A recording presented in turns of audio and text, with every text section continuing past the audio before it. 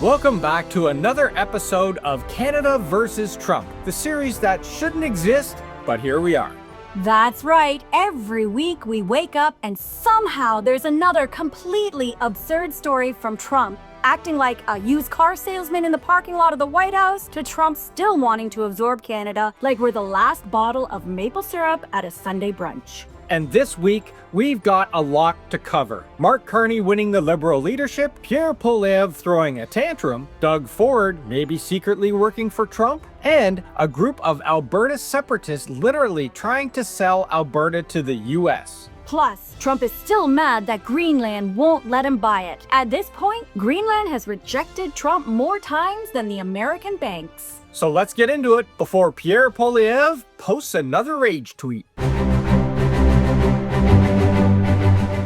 Trump literally called the Canada-US border an artificial line. Like Canada is just some misplaced piece of America. And now he wants to tear up a 1908 treaty, claiming the agreement is invalid. He's not just after land, he wants the Great Lakes, access to our rivers, and full control over North America's waterways. This is straight out of Putin's playbook. Claim that you own a territory and then take it. And if Canada doesn't agree to Trump's mythical boundary, the next step is sending troops to secure it. Call it what you want, but we've seen this strategy before and it never ends well. So to you mega Americans who say we can't win this, you haven't seen anything yet. America has lost every war it entered since World War II.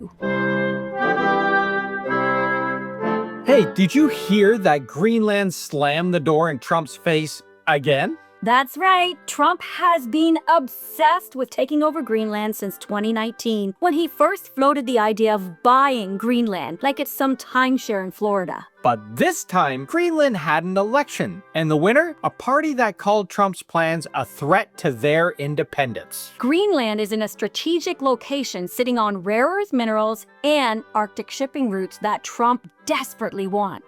And he keeps spreading rhetoric that this is what Greenland wants. It's the same thing he's spewing about Canada. It is not true on either one of those fronts. Think about it. He's already hinted at using military force or economic pressure to get Greenland. But here's the best part. Greenland's most pro-Trump party, they didn't win a single seat. Nobody wants you, Trump. Not even half of America.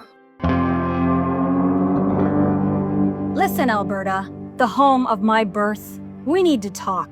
Because some of our loudest voices are out there trying to sell you to the United States like a used truck on Kijiji. Enter Jeffrey Rath, an Alberta lawyer and self-appointed head of selling out the province. This guy is leading a delegation to Washington to explore Alberta becoming a U.S. state. Because nothing screams freedom like letting Trump dictate your economy. And Albertans, do you really think you'll be equal to the United States? You know who runs the show down there? Texas. Texas is the godfather of American oil. Alberta would be lucky to be the third cousin they invite to the barbecue, but never actually listen to. You think he's rolling out the red carpet for Albertans? No, he's eyeing up your pipelines like a vulture in a MAGA hat. And once the oil is drained, what happens? Do you think the US is going to bail you out like Canada did in 2020? Or protect your public health care? Nope. Say goodbye to subsidies, say hello to American healthcare prices, and a government that leaves you to fend for yourselves. That's the part these separatists aren't telling you. If you join the US, you're not gaining freedom, you're losing it. And here's the kicker. They don't want you as equals. They want you as a gas station. So Alberta, wake up. You're not getting some power seat at the American dinner table. You'll be the side dish. And if you really want to live in Montana that bad, just move there. Alberta's staying in Canada. And to the normal Albertans out there, please talk to your mega family and the maple megas that are ruining everything for you. And let's talk about Canada's favorite vacation destination, a country that now officially doesn't even really want us there. If you were planning on snowbirding in Florida, get ready for some fun new rules, because Trump's government just slapped a registration requirement on Canadians who stay in the US for more than 30 days. So congratulations, Snowbirds. You're now officially suspicious foreign nationals. Because apparently grandparents playing pickleball in Boca are now considered a national security threat. The US now wants you to sign up, follow stricter rules, or risk being fined up to $5,000. That's like 6,500 Canadian. But what I love most is Canadians aren't putting up with it. Snowbirds are canceling their bookings left and right, because why spend money somewhere that treats you like the problem? Why would any Canadian jump through hoops to go and visit a country where locals are yelling, "Go home, Canadians"? Welcome to Florida. Your cash is welcome, but not you. Why would we keep pouring money into a country that slaps tariffs on us, calls us invaders, and now wants us to register like we're some part of a foreign spy ring? Breaking news, Florida. The biggest security risk Canadians pose is hoarding all the early bird specials at Denny's. So if you're a Canadian snowbird wondering if the US wants you there anymore, They don't. Mark Carney is now the leader of the Liberal Party. Cue those fireworks, confetti, and the distant sound of MAGA tears hitting the floor. that's right, the Liberal Party had a real leadership election, and Carney won fair and square. It's called democracy. I know, shocking concept, right? Meanwhile, MAGA Twitter is acting like Canada just staged a political Ocean's 11 heist and replaced Trudeau with a clone grown in a CBC basement. And Pierre Poilievre hopped on Twitter to spread even more lies. He's saying that the Liberals are trying to trick Canadians into electing them for a fourth term by replacing Trudeau with his economic advisor, Mark Carney. Trick? Buddy, this wasn't a Scooby-Doo mystery. It was a public leadership race. Carney was elected by registered Liberals. We know. We voted. This is how Canadian politics actually works. When a leader resigns, the party elects a new one. Simple. So let me break it down for the confused folks out there. If you think Canadian politics work like a WWE episode, this next part is for you. When a prime minister resigns, we don't hold a snap election for funsies. The party chooses a new leader. It's called government, not reality TV. And you know who should really understand this? Pierre Poilievre. Because this is exactly how he became the leader of the Conservative Party. But when the Liberals do it, suddenly it's a rigged, deep state conspiracy. Funny how Pierre had no problem when he was elected through a party vote, but now suddenly it's some grand liberal scheme? The hypocrisy is Olympic level at this point.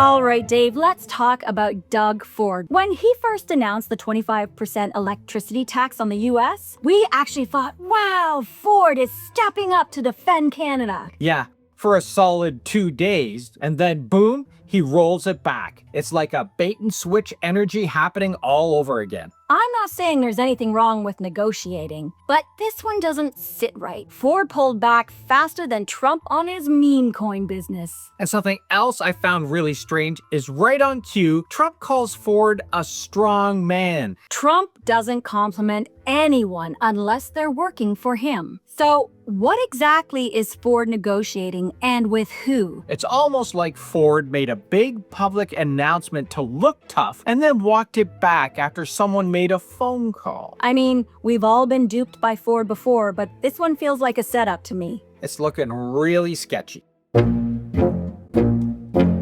And let's talk about ethics, because Carney put his investments into a blind trust. No under-the-table handshakes, just basic integrity. Meanwhile, Pierre can't even get security clearance. Why? Well, we don't know, but that's a red flag bigger than Alberta's separatist movement. And Trump? The guy still hasn't released his taxes and is making billions off of scams and grifting in his second term. But sure, let's all panic about Carney, a guy who actually follows the rules. Speaking of Pierre, that man is bigly mad. He was literally the only opposition leader who refused to congratulate Carney. Meanwhile, PP is acting like Carney just walked into Parliament, grabbed the speaker's gavel, and declared, "I run this country now!" No, PP, that's your dude, King Trump. Truthfully, Pierre's just mad because he knows that Carney is actually qualified to run a country. Meanwhile, Pierre's biggest achievement is making angry faces in Parliament. And let's not forget that PP spends more time tweeting about Carney than he does explaining why he doesn't have security clearance. At this point, we need a whole separate segment called "What's PP Hiding?" Alright, let's talk tariffs, because Trump is back to throwing tantrums and slapping tariffs on Canadian metal. Imagine doubling the price of US beer cans and cars just to make Canada suffer. Because he doesn't care. At this point, I wouldn't be surprised if Trump's next move is to put a tariff on moose. These tariffs are not about fair trade. This is Trump weaponizing the economy to try and force Canada to bend a knee. Canadians are already fighting back. Businesses are pivoting, industries are finding new trade partners, and our government is hitting back with countermeasures. Trump thinks he's playing 4D chess, but all he's doing is making it harder for Americans to buy affordable goods. And now that he's picked a fight with the EU, everybody is in our corner. We've seen this play before. We remember when Trump tried it in 2018 with steel tariffs. And how did that work out? Canada hit back harder, and the US businesses begged Trump to back off. This time, Canada's not just standing firm, we're doubling down. You tax our metals, we tax your goods. You try to squeeze us, we'll make sure that US companies feel the pain even more. And the Mega and Fox Entertainment people are losing it. They're demanding that Canada bring down its rhetoric. Babies. Let's face it, Trump is picking a fight he can't win. The last time a US leader underestimated Canada, we burned down the White House. We're not saying history repeats itself, but maybe read a history book, Donald. Trump wants to steal our resources. Mega doesn't even want us in Florida. PP is melting down on Twitter. And Alberta Separatists think Texas will let them sit at the big boys' table. If this sounds like an absolute mess, that's because it is. And lucky for you, we're here every week to break it down. Make sure to hit that subscribe button so you don't miss an episode. And speaking of that, stay tuned for our next video. It's a wild one. So don't go anywhere. Click on this next video and we'll see you over there.